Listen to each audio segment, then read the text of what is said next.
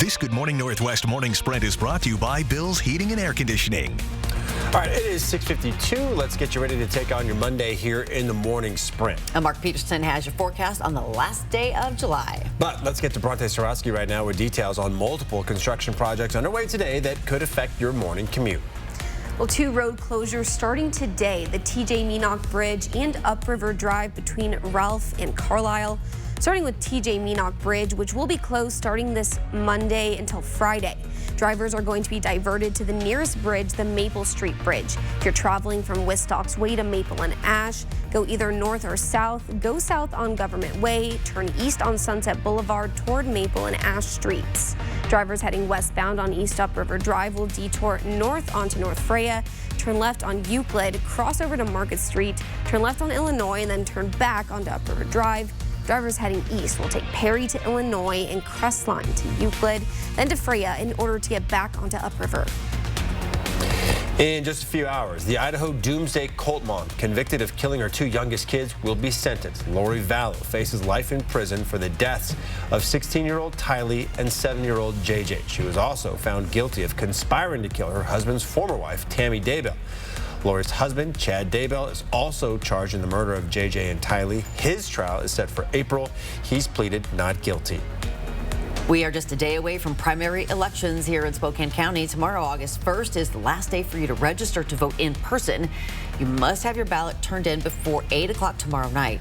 There are some big races and measures on this year's ballot, including Spokane Mayor, Spokane City Council President, and whether to bring a fire department to Airway Heights. We have everything you need to know about the primary elections under this story on KXLY.com. Well, good morning. We do have some cool temperatures starting off the day up into Deer Park and into Cheney with temperatures into the mid to upper 40s, but we're into the mid to upper 50s into the valley along that I-90 corridor. We're going to see with our forecast dry conditions, maybe a few high thin clouds, but that's going to be about it. Our forecast today calling for a high today of 87, which is normal for this time of year. Well, a fire sparked in North Spokane after a person was disposing of grease that had caught fire. Spokane Fire Chief Brian Schaefer says cooking gas caught on fire. When a man threw it out, the fire spread into the forested area around it. It raced up the hillside, bordering an apartment complex nearby.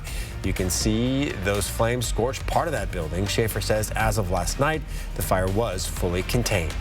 Another wildfire broke out yesterday afternoon south of Spokane, threatening several homes and claiming one structure. Crews from several different agencies responded to this scene. You see these images, you can see smoke billowing into the air and the flames burning through those dry fuels. The Department of Natural Resources says that Katy Lane fire grew to just more than 12 acres, but is now fully lined. Both DNR and Spokane County Fire District 8 remained on the site throughout the night. They do plan to continue their work today. And some people in Oroville are being asked to evacuate as a wildfire burns there. The Eagle Bluff fire is estimated to be burning more than 10,000 acres and has crossed over into Canada. As of this morning, the fire is not at all contained. Okanagan County Emergency Management said the fire calmed down, but is still very active. The fire started on Eagles Bluff Road and moved north past Blue Lake. The people who were being ordered to evacuate have been allowed back in their homes, and evacuation levels for those living nearby have been dropped to level 2, meaning be prepared to go if conditions change. Search crews pulled a body from the Spokane River in the University District yesterday. They responded to North River Point Boulevard between Division and Trent. Kayakers spotted the crews pulling the body out of the water. We have reached out to Spokane Police for more information. We have not heard back yet. A scary moment in Bonner County where a plane carrying 3 people crashed into Priest Lake. That plane crashed near Kavanaugh Bay. These photos were taken by Brian Hansen, who was at the beach at the time. Hansen tells 4 News Now the 3 occupants inside that plane were loaded into an ambulance, but we've received no word yet from officials on what their conditions might be. Now, this is an ongoing investigation. We'll keep you updated with the very latest as we learn more. Last night, Spokane Police started enforcing the city ordinance that makes being in city parks after hours a misdemeanor. All neighborhood parks will be closed between 10 at night and 5 in the morning, except for Riverfront Park, which closes at midnight.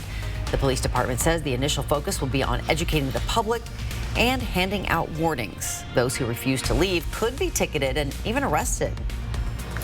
Well, there is an emergency need for blood donations nationwide. Vitalant Northwest is hosting a summer drive to save lives to try to counteract this emergency. 1 out of 7 hospital patients needs a blood transfusion. There is no artificial substitute for blood, so donations are really needed right now. Coeur d'Alene's next blood drive is on August 4th at the Department of Lands. All right, we'll get a check of the weather with Mark Peterson coming up right after this break in 75 seconds.